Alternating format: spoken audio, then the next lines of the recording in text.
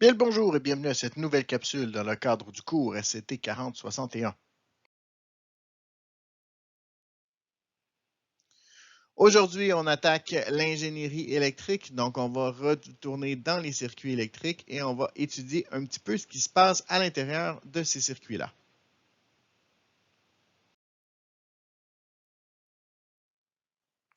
Tout d'abord, il faut comprendre ce qu'est un courant électrique.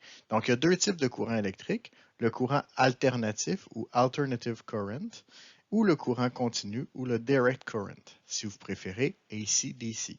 Oui, oui, le nom du groupe vient réellement de là, et pour s'assurer qu'il parle d'électricité, ils ont même mis un éclair entre les deux. Donc, revenons à nos moutons et à nos sciences. Le courant alternatif. Le courant alternatif, comment il va fonctionner? En fait, c'est que les électrons vont faire des mouvements de va-et-vient d'un atome à l'autre. On retrouve ce type de courant dans les prises électriques ou dans les générateurs de courant alternatif ou les alternateurs. Au niveau du courant continu, eh bien, à ce moment-là, je vais avoir des électrons qui vont jouer à saute-mouton, donc ils vont passer d'un atome à l'autre. Je vais retrouver ce type de courant dans les piles et dans les cellules photovoltaïques. À noter qu'on les retrouve aussi elles sont imposées en fait dans plusieurs composantes électroniques. Donc les ordinateurs, par exemple, ont besoin d'un courant continu pour bien fonctionner. Et donc, je vais avoir un transformateur de courant qui va me permettre de transformer mon courant alternatif fourni par Hydro-Québec dans la prise électrique en courant continu pour mon ordinateur.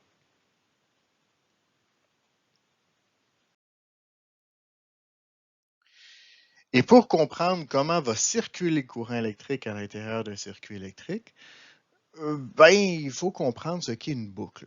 J'ai dit que dans une boucle, ça prenait trois choses. C'est ça, je l'ai dit il y a plusieurs chapitres. Ça prenait une source d'alimentation, une résistance et un conducteur.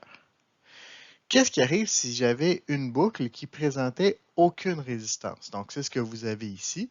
Donc, vous avez euh, en fait quatre boucles possibles où le courant peut circuler. La première boucle étant un fil, la deuxième étant une petite résistance, représentée ici plus petit, mais c'est juste une représentation, on s'entend. La troisième étant une plus grande résistance et la dernière étant un voltmètre, donc quelque chose qui a une très très très grande résistance.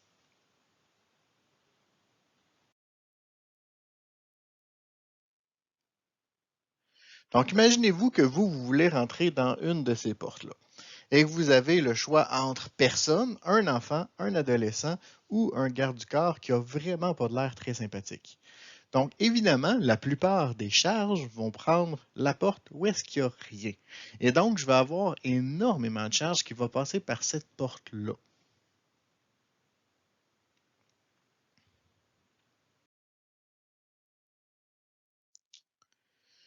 Comme cette voie-là va offrir un chemin très facile pour les charges, toutes les charges vont se, pardonnez-moi le terme, garrocher sur cette voie-là.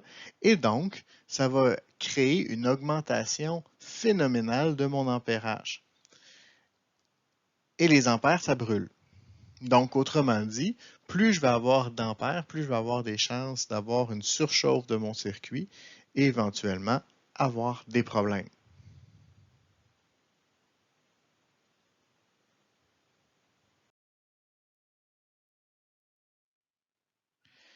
Dans certaines situations, pour essayer de pallier au problème d'une petite résistance, comme une diode par exemple, qui brûlerait si on le mettait directement dans un circuit, eh bien, on va l'accompagner d'une résistance qui va permettre de contrôler la quantité d'ampères et donc qui va permettre d'éviter les incendies.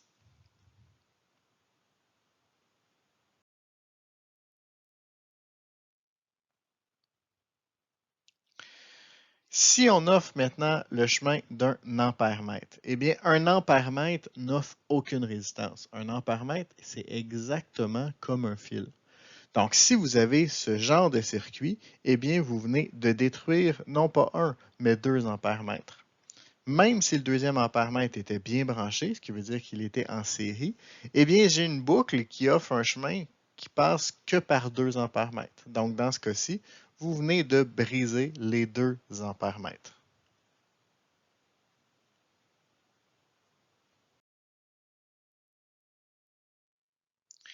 Par contre, on peut utiliser le principe des boucles parfois pour changer le courant électrique qui va passer dans un fil.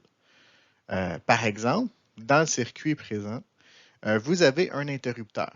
L'interrupteur, en fait, si vous remarquez bien, est branché en parallèle avec la résistance. Ce que ça fait, ça, c'est que je peux avoir une ou deux résistances. Et en ayant une ou deux résistances, je vais avoir un nombre d'ampérages différent et donc une puissance différente.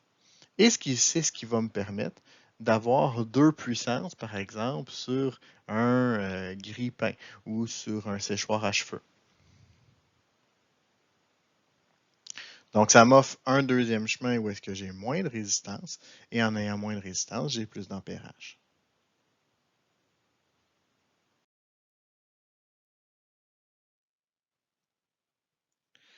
Donc ici, on a un circuit qui est beaucoup plus complexe, et je voulais vous exprimer par ça non seulement l'importance des boucles, mais aussi l'importance de faire attention à ce qu'on fait, même si à première vue, ça a l'air correct.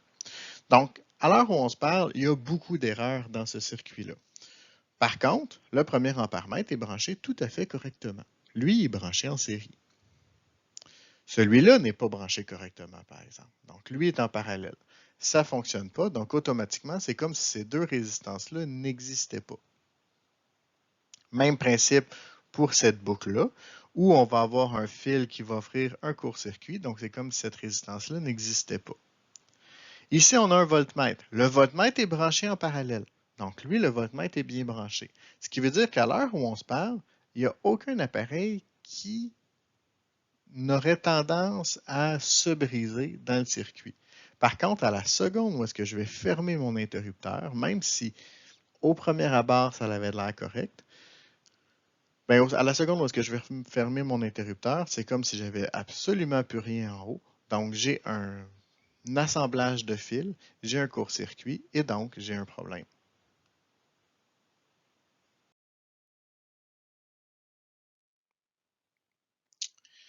Donc, quelles sont ces différentes composantes-là qui vont nous permettre d'offrir différentes fonctions à l'intérieur de mon circuit? Mais d'abord, j'ai la fonction d'alimentation.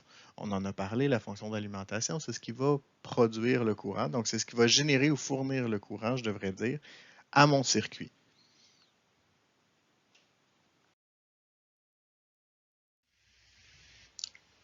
Ma deuxième composante va avoir la fonction de conduction. C'est ce qui va me permettre de transmettre le courant électrique à ma composante qui a la fonction d'alimentation vers une deuxième composante qui a la fonction de transformation, que ce soit une ampoule ou une résistance ou peu importe.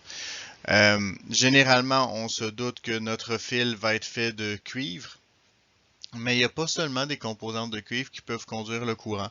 Anciennement, dans les maisons, les fils étaient faits d'aluminium. On tend présentement à changer l'aluminium pour le cuivre pour des raisons de sécurité. Mais à l'intérieur des composantes électroniques, on peut même avoir certaines composantes en or, ce qui fait que dans le fond, quand votre ordinateur et capote, donc quand votre ordinateur est obsolète, on va avoir tendance plus à recycler les ordinateurs et recycler leurs composantes plutôt que simplement les mettre au dépotoir.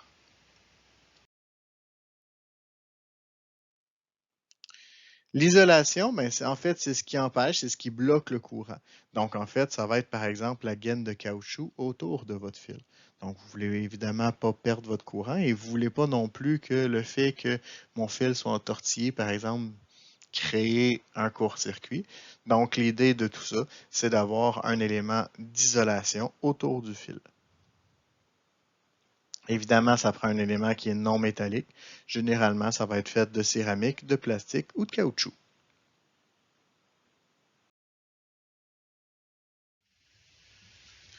On peut penser que la composante qui va avoir une fonction de protection ressemble un peu à une fonction d'isolation, mais c'est pas tout à fait le cas. En fait, ma composante qui sert de protection, ça va être un élément qui va carrément interrompre le passage du courant électrique à l'intérieur de mon circuit quand je vais avoir une fluctuation de courant qui peut être nuisible aux composantes de mon circuit. Donc, le premier qu'on connaît, c'est le fusible. Le fusible, en fait, c'est simplement un fil qui est sensible à l'ampérage. Donc, si je vais avoir trop d'ampères à l'intérieur de mon courant, ce fil-là va carrément brûler. Le désavantage du fusible, c'est qu'à chaque fois où le fil se brûle, eh bien, je vais devoir, en fait, changer le fusible. Donc, ce qui peut être pas tout à fait pratique. Le disjoncteur, c'est ce qui est généralement utilisé à l'intérieur des maisons.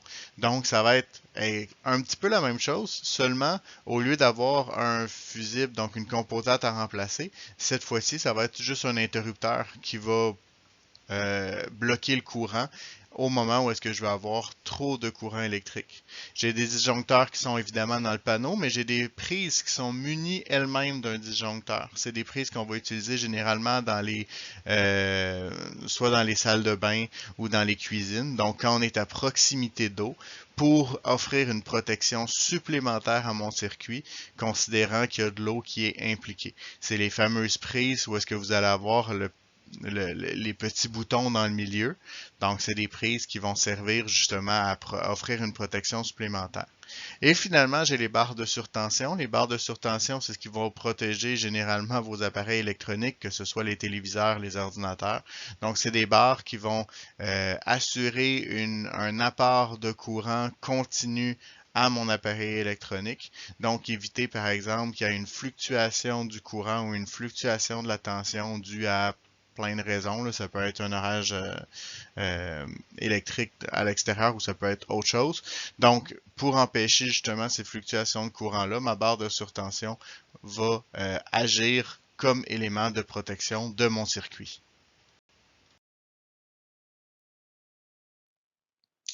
La fonction de commande, c'est un élément du circuit qui ouvre et ferme le circuit électrique, mais pas pour le protéger. Donc, vraiment juste pour fermer le courant. Donc, en fait, c'est des interrupteurs, comme vous avez dans votre maison pour fermer vos lumières. Il existe 4 types d'interrupteurs. Le premier, c'est unipolaire unidirectionnel. Donc, vous avez un contact qui donne un chemin possible. Donc, c'est un interrupteur normal comme on en utilise la plupart du temps. Vous avez aussi un unipolaire bidirectionnel. À ce moment-là, ça me permet d'avoir un deuxième chemin possible. Le deuxième chemin possible, ce serait quoi? Ben, en fait, c'est ce qu'on appelle plus communément un three-way. En fait, c'est un interrupteur qui me permet, en fait, c'est par exemple, si j'avais 2 interrupteurs pour ouvrir la même lumière, ben, ça serait par ce chemin-là que je passerais. Ensuite, il y a le bipolaire unidirectionnel. Donc, à ce moment-là, je vais avoir 2 entrées de contact qui vont me donner un chemin possible. Donc, autrement dit, je vais comme avoir 2 circuits que je vais pouvoir activer à la fois. Et j'ai le bipolaire bidirectionnel qui revient un peu à l'unipolaire bidirectionnel, mais c'est juste que là, c'est sur 2 circuits différents.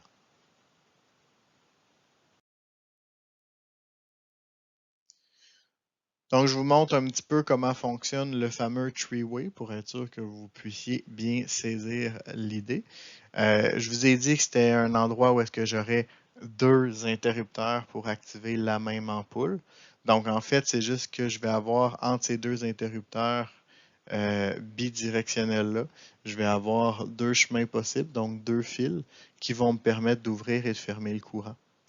Donc, quand les 2 interrupteurs connectent sur le même chemin, je vais avoir une lumière qui va s'allumer. Mais quand ils connectent sur des chemins différents, ben, la lumière va se fermer.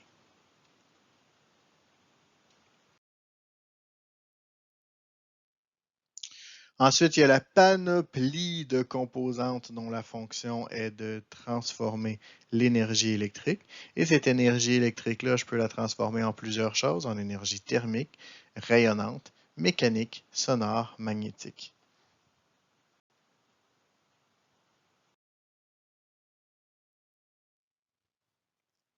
On le sait, rien ne se perd, rien ne se crée, tout se transforme. Donc, par exemple, l'ampoule va utiliser l'énergie électrique pour la transformer en énergie rayonnante, donc en lumière, autrement dit.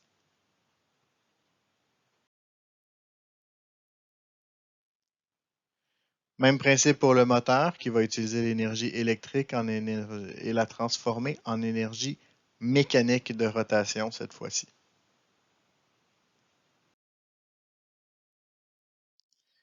Si j'ai un élément chauffant, eh bien, à ce moment-là, je vais la transformer en énergie thermique.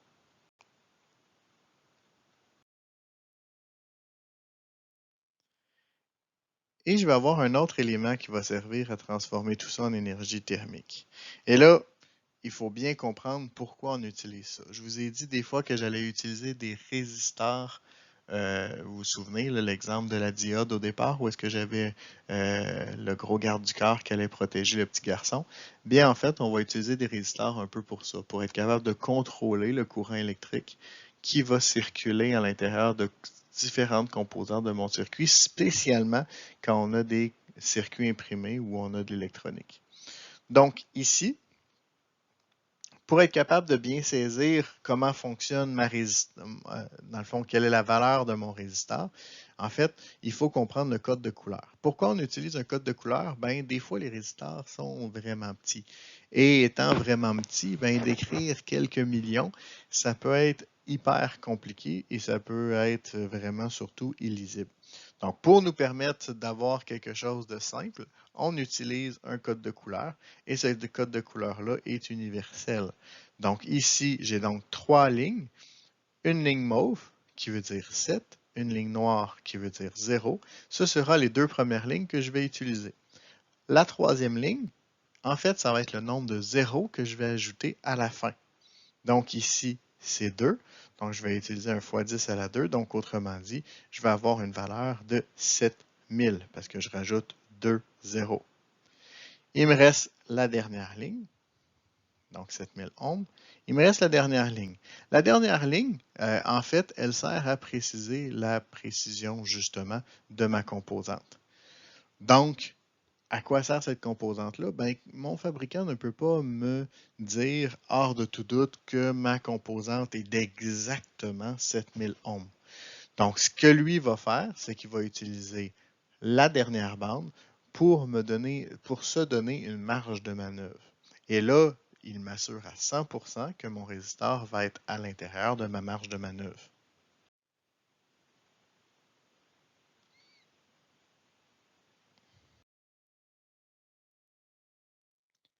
Évidemment, encore une fois, la couleur va nous indiquer la précision de ma résistance.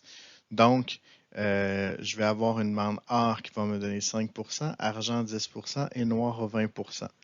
Donc, dans ce cas-ci, le constructeur de cette résistance-là me dit que j'ai une résistance de 7000 ohms, plus ou moins 5%. Donc, il m'affirme hors de tout doute que cette résistance-là a une valeur entre 6650 et 7350 ohms.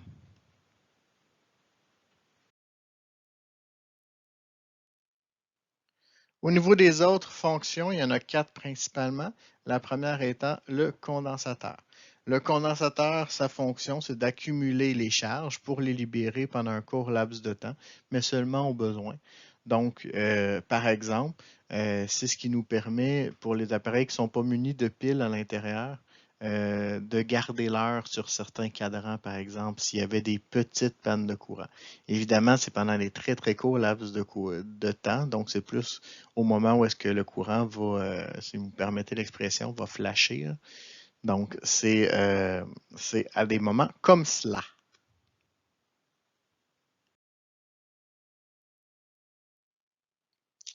Ensuite, on a le transistor, un élément qui amplifie un courant électrique ou en contrôle le passage. Donc, ça va être une composante électrique, électronique en fait, qu'on va utiliser dans certains circuits.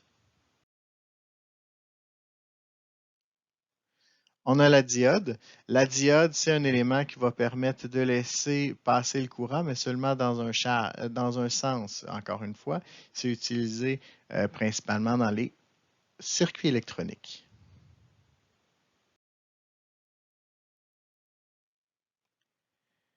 Et finalement, au niveau des relais, donc c'est un élément qui permet d'ouvrir ou de fermer à distance un circuit grâce à un signal provenant d'un second circuit.